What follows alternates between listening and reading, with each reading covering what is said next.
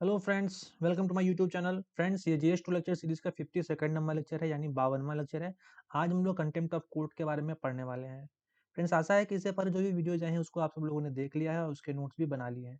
अगर आपने ऐसा नहीं किया है तो जाइए, जीएस टू का प्लेलिस्ट बना हुआ है और वो वीडियोज खोल के देखिए और उसके नोट्स जरूर बना लीजिएगा। फ्रेंड्स, एक विनती है आप सबसे कि वीडियो को प्लीज स्टार्ट से लेकर के एंड तक देखिएगा, ताकि आपका सारा कॉन्सेप्ट क्लियर हो सके और आपके पूरे नोट्स सही से तैयार हो सके। साथ ही एक चीज़ मैं और कहना चाहूँगा कि अगर ये नोट्स आपको फ़ायदे दे रहे हैं, ये वीडियोज़ आपको ज्ञान बढ़ा रहा है, आपका कोर्स सही से कंप्लीट हो रहा है, तो इसको शेयर करना मत भूलिएगा। साथ ही अगर आप नए हैं मेरे चैनल पे तो इसको सब्सक्राइब जरूर कर लीजिएगा, लाइक कमेंट जरूर करते रहिएगा। फ्रेंड्स, आइए शुरू करते हैं आज का लेक्चर। आज के लेक्चर में जो हमारा टॉपिक है क्या है, कंटेम्प्ट ऑफ कोर्ट। सबसे पहले देखिए कि कंटेम्प्ट ऑफ कोर्ट जो है हमारे भारत में आर्टिकल 125 और 129 और 215 में, ठीक है, आर्टिकल 215 और आर्टिकल 129, इन दोनों में क्या है, जो है इसके बारे में मेंशन किया गया है, आर्टिकल 129 और आर्टिकल 215, ये याद रखिएगा।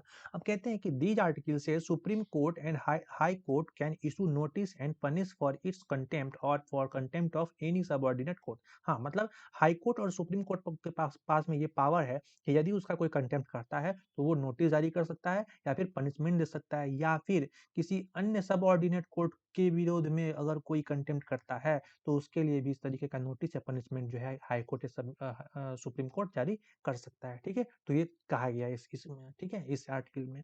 चलिए, अब देखते हैं कि कंटेम्प्ट ऑफ कोर्ट एक्ट जो है हमारे भारत में 1971 का एक्ट है।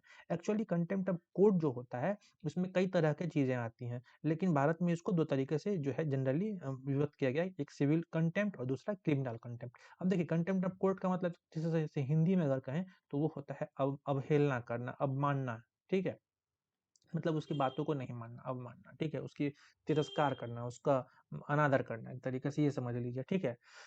इसमें ये हुआ कि कोर्ट ने आपको कुछ कहा, आपने नहीं किया, कोर्ट के प्रोसीडिंग में आपने दखलंदाजी की, कुछ कोर्ट ने आपको कहा कि आप प्रस्तुत होइए कोर्ट में, आप बार बार प्रस्तुत नहीं हो रहे हैं, तो इस तरीके की चीजें। ठीक है, तो देखिए, सिविल कंटेम्प्ट और क्रिमिनल कंटेम्प्ट होता है, इसको थोड़ा विस्तार में देखते हैं। सिविल कंटेम्प्ट का मतलब होता है विल, जो जैसे पहला हो गया, इसमें एग्जाम्पल के तौर पे मैं दिखा रहा हूँ आपको, जैसे विलफुल डिसोबियंस हो गया, जानबूझ करके जो उसका अवमानना करना। दूसरा डिक्री हो गया, डिक्री का जो केस बनता है वो। तीसरा हो गया breaching and undertaking given by the government, जो कुछ भी अंडरटेकिंग है गवर्नमेंट का उसको आप ब्रीच कर रहे हैं, उसको आप क्या कर रहे हैं, वायलेट कर रहे हैं। तो ये तीन चीजें आ जाएगी सिविल कंटेम्प्ट में। और क्रिमिनल कंटेम्प्ट में क्या आएगा, scandalisation and lower the authority of the court by words, sign, written, spoken and action. मतलब आप अपने शब्दों द्वारा, आप इशारों द्वारा, आप लिख करके, बोल करके या एक्शन से किसी भी तरीके से अगर कोर्ट की अथॉरिटी को लोअर करोगे, कम करने का कोशिश करोगे, उसको नीच दिखाने की कोशिश करोगे या स्कैंडलाइज करने की कोशिश करोगे, तो ये हो जाएगा आपका क्रिमिनल कंटेम्प्ट। दूसरा होगा कि अगर इंटरफियर करोगे, इंटरफियर विथ और obstruct the administration of the justice, justice के लिए जो एडमिनिस्ट्रेशन है, एडमिनिस्ट्रेशन में अगर आप इंटरफेयर करते हो या ऑब्स्ट्रक्ट करते हो तो वो भी आपके कंटेम्प्ट जो है सिविल सॉरी क्रिमिनल कंटेम्प्ट में आएगा। और प्रोजुडिस और इंटरफेरेंस विथ जुडिशियल प्रोसीडिंग्स, कोई जुडिशियल प्रोसीडिंग है उसमें आपने इंटरफियर किया या कुछ पूर्वाग्रह से ग्रसित हैं आप, उसमें आप उस तरीके से एक्शन कर रहे हैं, तो वो भी क्या आएगा, क्रिमिनल कंटेम्प्ट में आएगा। तो ये सब जो मुद्दे हैं आप नोट डाउन कर लीजिएगा, ऐसा ही डायग्राम बना लीजिएगा। ठीक है, चलिए आगे देखते हैं कि सुओ मोटो एक्शन, जो सुओ मोटो एक्शन का मतलब खुद ही जो है उसमें एक्शन लेना। आपने देखा होगा कि जो सुप्रीम कोर्ट है कई बार सुओ मोटो एक्शन लेती है। जैसे आप देखिए प्रशांत भूषण केस आया था, कुणाल कामरा के केस आया था, उसमें सुओ मोटो एक्शन आया था। लेकिन इसमें एक फैक्ट है जो जनरली प्रीलिम्स में पूछ देते हैं कि प्रायर कंसेंट जो है, मतलब अटॉर्नी जनरल ऑफ इंडिया जो है, एजीआई जो है, उनका प्रायर कंसेंट लेना जो है जरूरी नहीं है। किस चीज के लिए, सुओ मोटो एक्शन लेने के लिए। ठीक है, सुओ मोटो एक्शन लेने के लिए अगर कंटेम्प्ट ऑफ कोर्ट से रिलेटेड कोई मामला है, उसमें सुओ मोटो एक्शन लेने के लिए अटॉर्नी जनरल ऑफ इंडिया का जो है, जो प्रायर कंसेंट है वो जरूरी नहीं है। प्रशांत भूषण के ऊपर लगाया गया था, इनके ऊपर बाद में 1 रुपये का जो है जुर्माना भी लगाया गया। हाँ, हंसीए मत, 1 रुपये का जुर्माना लगाया गया था। ठीक है, ये बड़े वकील हैं भाई। ठीक है, 1 रुपये का जुर्माना इन पे लगा था। हाँ, कुणाल कामरा के बारे में भी आपको पता ही होगा, कॉमेडियन है बेचारे, है ना, इनके ऊपर भी केस लगा जो है, इस तरीके का कॉन्टेम्प्ट ऑफ कोर्ट का केस लग गया था। चलिए, अब देखते हैं कि why COC is needed, needed क्यों है, जरूरी क्यों है इसकी। देखिए, जल्दी जल्दी में समझते हैं इस चीज को। पहला है कि to protect independence of the judiciary, सबसे पहला इंडिपेंडेंस जरूरी है ना। जुडिशरी का इंडिपेंडेंस क्या है, जरूरी है, तो उसको प्रोटेक्ट करने के लिए क्या जरूरी है, कंटेम्प्ट ऑफ कोर्ट जरूरी है। दूसरा कहते हैं कि कंटेम्प्ट ऑफ कोर्ट की व्यवस्था है क्योंकि to protect judiciary from any external pressure, बाहरी कोई प्रेशर इनके ऊपर ना आए, उनको अपने हिसाब से फैसले लिए देना चाहिए, जो सही है, जो सत्य के साथ में इनका हमेशा क्या चाहिए, सहयोग चाहिए, ठीक है, सत्य के साथ ही इनका जो है हमेशा होना चाहिए, सत्य के साथ ही होना चाहिए, कोई भी तरह का एक्सटर्नल जो है इनके ऊपर प्रेशर वर्क नहीं करना चाहिए। तो ये एक तरीके का क्यों जो चीज़ है उसको प्रोटेक्ट करने के लिए, जुडिशरी को प्रोटेक्ट करने के लिए क्या जरूरी है, कंटेम्प्ट ऑफ कोर्ट जरूरी है। तीसरा जो बात करते हैं कि to maintain dignity and respect, हाँ, मेंटेन डिग्निटी और रिस्पेक्ट को बनाए रखने के लिए क्या जरूरी है, कंटेम्प्ट ऑफ कोर्ट जरूरी है, ठीक है। चलिए, देखिए वीडियो को पॉज़ करके ना एक लाइन बाय लाइन लिखते चलिएगा, वही आपका नोट्स तैयार होता चलेगा। मैं हर बार यही बात बोलता हूँ और आप लोगों को करना है इस चीज़ को। देखिए फिर अगला जो पॉइंट आता है वो आता है आर्टिकल 19 आल्सो से there is reasonable restriction on freedom of speech and COC is part of this reasonable restriction. हाँ, आर्टिकल 19 क्या कहता है, जो फ्रीडम ऑफ स्पीच है उस पे रीजनेबल रिस्ट्रिक्शन होना चाहिए, और उसी का पार्ट क्या है, सीओसी उसी का पार्ट है, उसी रीजनेबल रिस्ट्रिक्शन का पार्ट है। इस फ्रीडम ऑफ स्पीच का मतलब ये नहीं है कि आप कुछ भी किसी को बोल दीजिएगा, किसी का अपमान कर दीजिएगा, मानहानि कर दीजिएगा, नहीं, किसी को आप हर्ट मत कीजिए। आर्टिकल 19 आपको बोलने की आज़ादी देता है ताकि आप अपने अपने अपनी क्या कहते हैं अपनी आज़ादी के लिए लड़ सकें। आप आपके ऊपर अगर कोई जुल्म हो रहा है तो उसके ऊपर आप आवाज़ उठाएं, कोई विसिल ब्लोइंग करना है तो वो कर सकते हैं, लेकिन किसी को फालतू का किसी का नाम बदनाम करना, किसी को परेशान करने के लिए आप कुछ कह रहे हैं, किसी को हर्ट करने, वो अलाउ नहीं है, ठीक है। चलिए आगे देखते हैं। For free and fearless for free and fearless judgement by जजेस, हाँ, जजेस के द्वारा जो है फ्री एंड फियर जजमेंट होना चाहिए, ठीक है, उसके लिए भी सीओसी जरूरत है।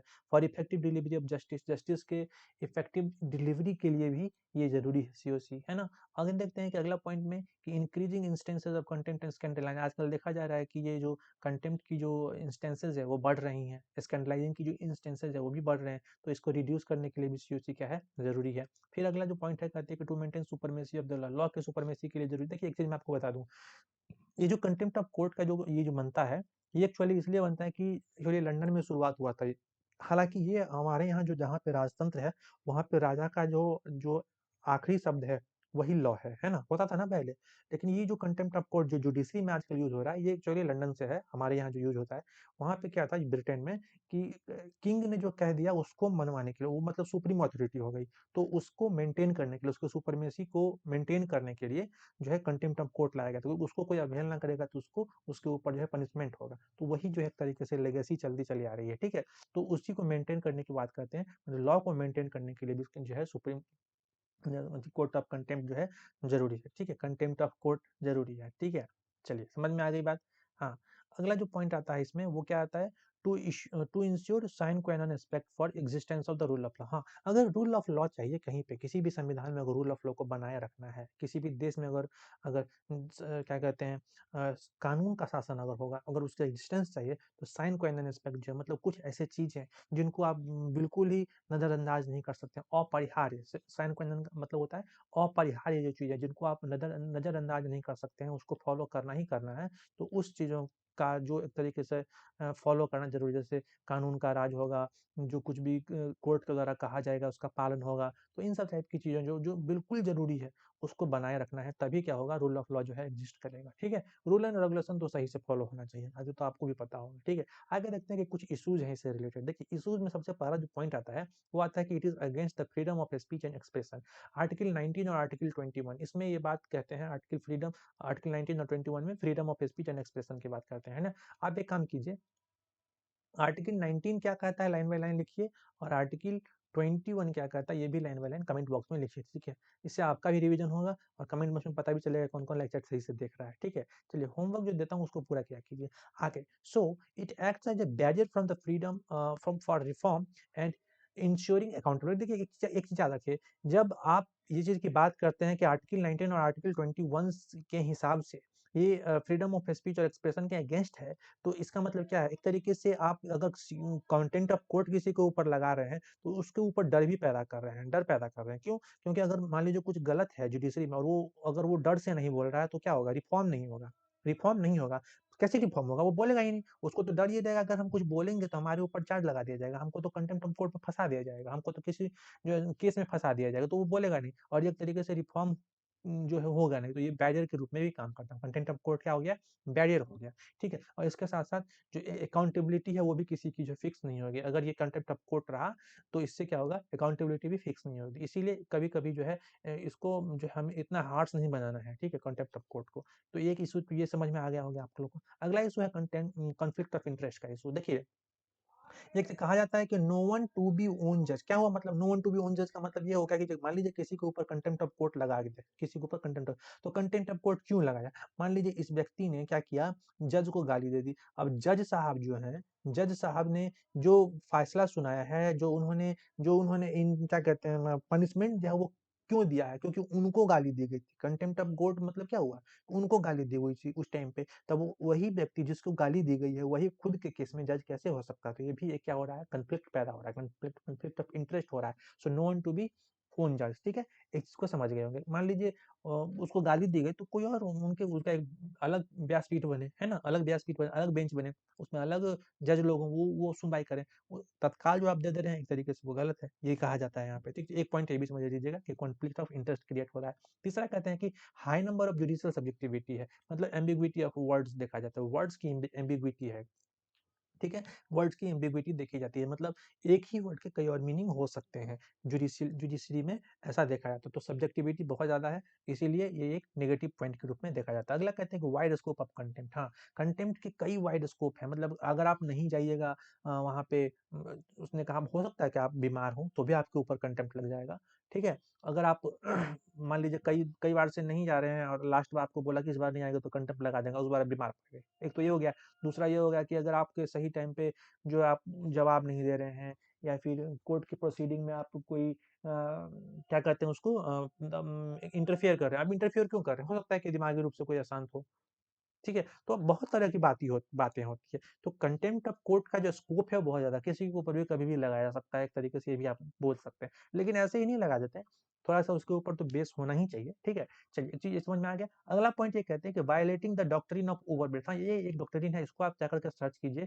क्या कहते हैं गूगल पे, आपको मिलेगा। देखिए, मैं आपको मोटा-मोटी समझाता हूँ, इतना आपको वकील नहीं बनना है, ठीक है? सिर्फ आप ये समझिए कि डॉक्ट्रिन ऑफ ओवरब्रेथ जो है, एक तरीके से ये कहता है कि language is beg to encompass within it, मतलब कुछ ऐसी चीज़ें हैं जो वेग लैंग्वेज में है, उसको उतना क्लियरली हम लोग को नहीं पता है कि क्या होता है, क्या नहीं होता है, ठीक है? तो इसीलिए उसमें ज़्यादा माथा खपाना ज़रूरी नहीं है। आप सब इतना समझ लीजिए कि जो वेगनेस जो है एक तरीके से वही हो गया ओवरब्रेथ का मतलब, ठीक है? इतना ही आप समझिए कि जो जो ओवरब्रेथ बोलते हैं ना, ये ओवरब्रेथ डॉक्ट्रिन का एक शॉर्ट हैंड है एक तरीके से, कई बार समझ लीजिए। डॉक्ट्रिन ऑफ ओवरब्रेथ वही एक चीज़ हुआ, मतलब आप कोई भी जो स्पीच दे रहे हैं, कुछ भी आप कह रहे हैं और वो वेग तरीके से है। अगर मान लीजिए मैं एग्जांपल के तौर पर अगर आपको कहूँ, तो सपोज़ कीजिए कि कुछ ऐसे प्रॉब्लम है, ठीक है? मतलब अब वो अराइज़ हो रहे हैं, अब उसके लिए कोई कोर्ट गया, तो अब जैसे डॉक्ट्रिन ऑफ ओवरब्रेथ उस पे लगा दिया, तो क्या हुआ और उसको बैन कर दिया। ये मान लीजिए एक केस है। अब केस क्या है कि मान लीजिए वो व्यक्ति जो कुछ कर रहा था, जिसके ऊपर केस लगाया गया, वो कुछ ऐसा काम कर रहा था, जो वैसे तो सब करते हैं, लेकिन उसको बैन करने का अधिकार स्टेट के पास था। स्टेट ने उसको प्रोहिबिट कर दिया, ठीक है? लेकिन स्टेट ने उसको प्रोहिबिट करने करने का अधिकार है, लेकिन जनरली स्टेट करता नहीं है और वो भी वही काम कर रहा है। तो वो काम कर रहा है और फिर वो स्टेट चला गया कोर्ट के पास में। अब कोर्ट ने कहा कि नहीं, ये बैन हो सकता है। ठीक है? अब अगर मैं इसको बताऊँ सही से, तो इसका एक एग्ज़ाम्पल है कि Kamleshwar Prasad versus state of Bihar करके केस आया था सुप्रीम कोर्ट में। So this case stuck down a rule, एक रूल को उसने स्टक डाउन कर दिया, prohibiting every kind of public demonstration on the same ground. मतलब जो पब्लिक डेमोन्स्ट्रेशन करते हैं ना, लोगों के सामने जो प्रदर्शनी लगाते हैं, उसको प्रोहिबिट कर दिया गया है। ठीक है? इसी ग्राउंड पे, डॉक्ट्रिन ऑफ ओवरब्रेथ के ग्राउंड पे, ठीक है? तो it is a problem arises when law prohibits something that the state is constitutionally entitled to prohibit and something which is not। समझ में? जनरली उसको नहीं करते हैं, लेकिन स्टेट के पास में ये राइट होता है कि वो कर सकता है, ठीक है? तो ये तरीके का मतलब एक तरीके का प्रॉब्लम ही है, ठीक है? डॉक्ट्रिन ऑफ ओवरब्रेथ जो है, ठीक है? समझ गए इस चीज़ को? बढ़ें आगे, ज़्यादा दिमाग नहीं लगाइए, आपको समझ में नहीं आया तो भी बस इतना लाइन लिखिए, आगे बढ़िए। ज़्यादा डिटेल में पढ़ना है तो जाकर के गूगल कीजिए, बाकी जितना मैंने बता दिया उतना काफ़ी है। बस इतना समझ लीजिए कि लैंग्वेज वेग जो होता है ना, उसके उसके ऊपर की बात होती है, लोग सही से समझ नहीं पाते हैं, जनरली उसके ऊपर जो है जो केस नहीं बनता है, लेकिन जब आदमी करने के लिए वो चीज़ जाता है और किसी का नज़र पड़ गया या खुन्नस हुआ किसी भी तरीके से, तो वो उसके ऊपर जो है चार्ज लगा देता है। इस चीज़ को आप याद रखिए, ठीक है? तो इस तरीके का जो डॉक्ट्रिन है वो डॉक्ट्रिन ओवरबिल्ट है। ज़्यादा नहीं दिमाग खपत कीजिए, जितना छापा उतना छाप लीजिए यहाँ पे, ठीक है? बस आगे बढ़िए। अगला जो पार्ट जो इसमें कॉन्सेप्ट है वो है कॉलोनियल हैंगओवर। कॉलोनियल हैंगओवर जिसे मैंने कहा कि ब्रिटेन से शुरुआत हुआ था, लेकिन आज के डेट में बड़ी मजे की बात है कि British and USA government new जो सीओसी एट वेल, अब जो वहाँ पे एट ऑल जो है कोई सीओसी नहीं है, कॉन्सेप्ट ही नहीं है वहाँ पे ब्रिटेन में और यूएसए में, लेकिन अभी भी जो है हम जो इंग्लिश जो हमको दे के गए हैं उस हैंगओवर में पड़े हुए हैं, ठीक है? चलिए, it is use to curb the dissent. हाँ, मतलब एक तरीके से डिसेंट और डिसीजन डिस्क्रिशन जो है लोगों के बिहेवियर को भी कर्ब करने के लिए कई बार यूज किया जाता है, जो ठीक है, मतलब आप अगर अपने मन से भी कुछ बोलना चाह रहे हैं वो आपको बोलने ही नहीं देगा, ठीक है? कॉन्टेम्प्ट ऑफ कोर्ट के डर से भी आप नहीं बोलिएगा, तो कई बार इस चीज का यूज भी किया जाता है, curb to curb dissent and discretion, ठीक है? अगला जो पॉइंट है देखते हैं, over use by court of this law. हाँ, देखिए, कई बार देखा जाता है कि इसका यूज जो है ओवर यूज किया जाता है कोर्ट के द्वारा, ठीक है? ओवर यूज किया जाता है किसी को अपना जो पावर दिखाने के लिए, कोर्ट अपना पावर दिखाने के लिए, किसी को अपने अंडर जो है काबू करने के लिए, तो इस तरह की चीजें भी जो ओवर यूज जो है देखा जाता है, तो ये भी नेगेटिव पॉइंट में आप इसको ऐड ऑन कर सकते हैं। देखिए, मैं वे अहेड जाने से पहले मैं आपको एक चीज और बता दूं कि इसमें कुछ केसेस हैं जो आप देखिए, वैसे तो ऐसा उसको उसके बारे में समझना जरूरी नहीं है कि आपको समझना ही है, ऐसा नहीं है कुछ, ठीक है? लेकिन मैं आपको फिर भी बता दूं कि एक केस है DUDA PN versus Shivshankar P. अब ये सब जो केस मैं बता रहा हूँ, DUDA PN versus Shivshankar P, supreme court ने इसमें कुछ जो कंटेम्प्ट, ये सब कंटेम्प्ट ऑफ कोर्ट के ऊपर का केस है, ठीक है? जितना मैं 4-5 मिनट नाम दूंगा, इसको डिटेल पढ़ना जरूरी नहीं है, अगर आपको पढ़ना है तो आप जाकर के नेट पर से देख सकते हैं। बस आप ये लिखते चलिएगा। पहला केस मैंने कहा, एग्जाम्पल अगर पूछे कंटेम्प्ट ऑफ कोर्ट का, तो पहला लिख दीजिएगा DUDA PN versus Shivshankar P. दूसरा लिख दीजिएगा Shankar Shankar auto auto auto Shankar case, या फिर जीवन रेड्डी केस। जीवन रेड्डी जी ने उसमें तो ये दिया था, दलील दिया था, ठीक है? आप लिख लीजिएगा auto Shankar case, Arundhati Roy case, उसके बाद में IT practitioner association versus RK Jain case, ठीक है? ये सब है केस, ठीक है? एक और बहुत इंपॉर्टेंट जो मैं वे फॉरवर्ड में भी लिख रहा हूँ, वो भी आप लिख सकते हैं, ठीक है? देखिए, एक है एस मुगोलकर वर्सेस अननोन, 1978 का केस है। अब देखिए, वे अहेड जब लिखना होगा वे फॉरवर्ड, उसमें एस मुगोलकर वर्सेस अननोन का भी आप एग्जांपल दे सकते हैं। तो मैंने क्या लिखा कि in this case, in S Mulgaokar versus unknown case, the Supreme Court held that the judiciary cannot be immune from fair criticism. हाँ, मतलब आप fair criticism and contempt action is to be used only when an obvious misstatement, mistestament and with malicious intent seeks to bring down public confidence in the court और seeks to influence the court. हाँ, क्या कहा, मतलब ये कहा कि judiciary जो है एकदम इम्यून नहीं होना चाहिए, किसी फेयर क्रिटिसिज्म का जो जगह जो है वो बिल्कुल होना चाहिए। साथ में जो कंटेम्प्ट एक्शन जो आप लगाते हैं वो तब लगाइए जब कोई मिस जो जानबूझ कर ऑब्वियसली जो है किसी तरीके का मिस स्टेटमेंट करे, मिस टेस्टामेंट दे, या फिर किसी मेलिशियस जो बुरे बुरे इंटेंट से, बुरी धारणा से कुछ ऐसा काम करे जिससे कि पब्लिक कॉन्फिडेंस जो है लोअर डाउन हो। तो इस तरीके का चीजें अगर कोई करता है तो जरूर लगाएगा, अगर वैसे नहीं कीजिएगा तो पब्लिक कॉन्फिडेंस जो है वो क्या हो जाएगा, कम हो जाएगा, लोग जानबूझ करके भी जो है पार्टिसिपेट नहीं करेंगे जुडिशरी में, तो ये चीज ये क्या हो गया, गड़बड़ चीज हो जाएगी। तो वे एड में हमेशा ऐसा लिखना है जो आप दिखाएं कि कुछ पॉजिटिव जो है, राइट, आप पॉजिटिव रास्ता जो आप दिखा रहे हैं, ठीक है?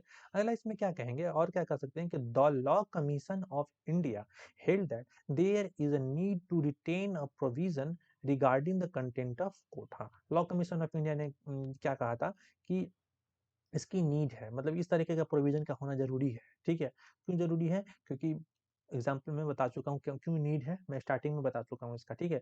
अगला, क्योंकि इसीलिए जैसा चूंकि लॉ कमीशन ने ऐसा कह दिया, इसीलिए it also recommended that definition of contempt of court COC act should be restricted to civil contempt that is wilful disobedience of the judgment of the court. मतलब जैसे सिविल और जो और क्या कहते हैं क्रिमिनल में आप बाइफरकेट करते हैं ना, तो सुप्रीम क्या कहते हैं लॉ कमीशन ने जो रिकमेंडेशन दिया उसके हिसाब से आप सिर्फ सिविल बता रखिए, क्रिमिनल वाला मत रखिए। क्रिमिनल वाले में क्या होता है, थोड़ा सा हार्श हो जाता है, ठीक है। इसके साथ ही जो है ये होना जरूरी है, ताकि जो है लोगों के ऊपर एक चेक बना रहे, ठीक है, जो डिग्निटी है उसकी बनी रहे, लेकिन इसका ओवर यूज भी नहीं होना चाहिए। एक तो ये चीज में समझ में आ गया।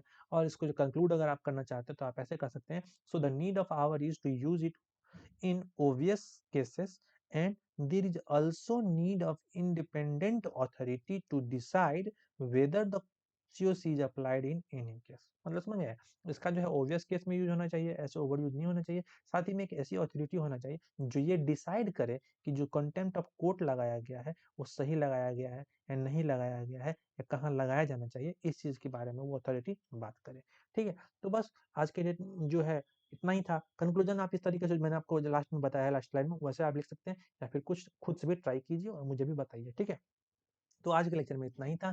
लाइक, शेयर, कमेंट और सब्सक्राइब आप कर ही दीजिएगा, ठीक है। सब्सक्राइब जरूर कर लीजिए, ठीक है। सब्सक्राइबर बढ़ेगा तो मेरा मनोबल और बढ़ेगा, और जैसे सब्सक्राइबर बढ़ेगा तो आप लोग लाइक भी कीजिएगा और कमेंट भी कीजिएगा, व्यू भी कीजिएगा, सब कीजिएगा। टेलीग्राम ग्रुप को जो है आप ज्वाइन कर सकते हैं इससे, या फिर डिस्क्रिप्शन बॉक्स में भी दे दूंगा मैं, ठीक है। और फेसबुक पे मैंने एक पेज बना दिया, वहां से भी आप फेसबुक बुक को ज्वाइन कर लीजिएगा, ठीक है। आज के लेक्चर में बस इतना ही। Take care, bye bye, all the very best for the future. मिलते हैं अगले लेक्चर में। पढ़ते रहिए, बढ़ते रहिए।